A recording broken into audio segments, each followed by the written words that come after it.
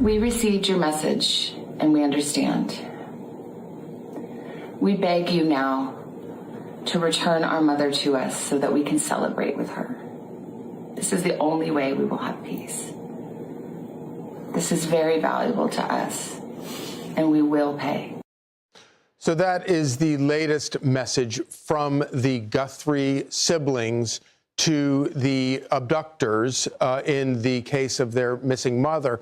And so let's go back through the timeline of the various messages. That was the third message. The first message came out on February 4th, when it was nearly 4 minutes long. And as you'll recall, it was all three of the Guthrie siblings sitting at a sofa talking about their mother. They urged the abductors to make contact and directly addressed their mother, trying to humanize her.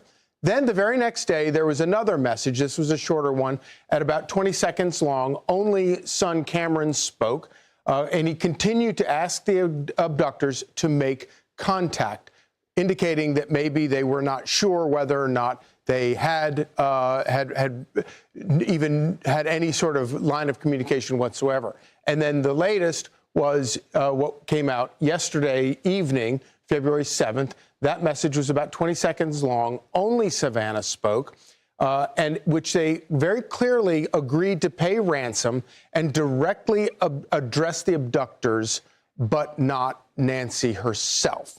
So let's bring in Pat Diaz, former homicide detective. Great to have you with us this morning. Thank you for joining us.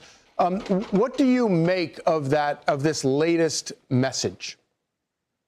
Well, they need to poke the bear, as I say, because clearly from the first email that they sent out, there was going to be no further communication with the family.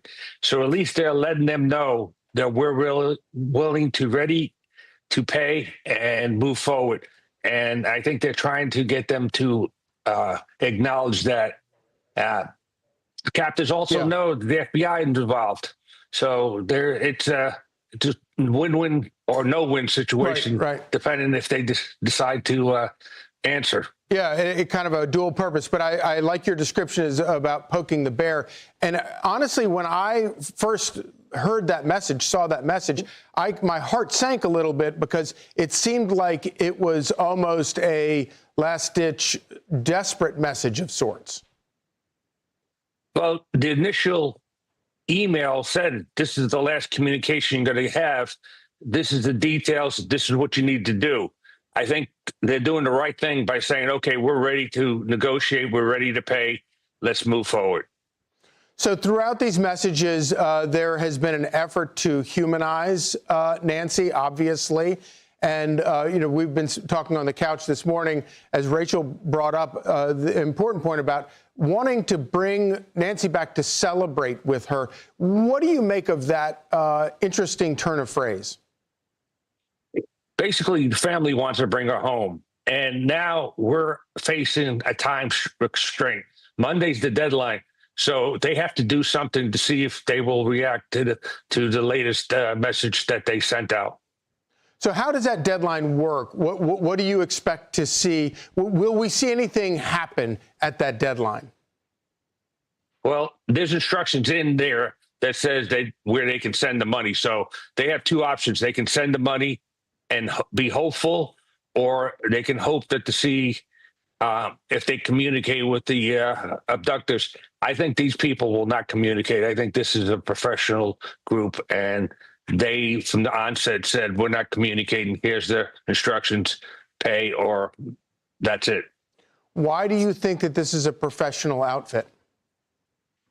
Well, from the way the abduction happened, remember, the area is dark. You know they're going to have 3 to 4 people involved. The way the note was written was done very professionally. Dealing with Bitcoin, not everybody in this country knows how to deal with Bitcoin, knows how to deal with IP addresses to hide where you're at, knows how to open an account where you're able to obtain money.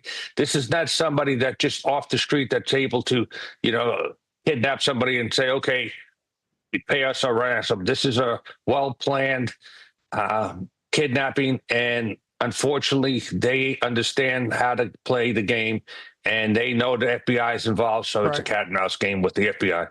So authorities have said that the two messages that we believe come from the abductors came from different IP addresses, but the same server.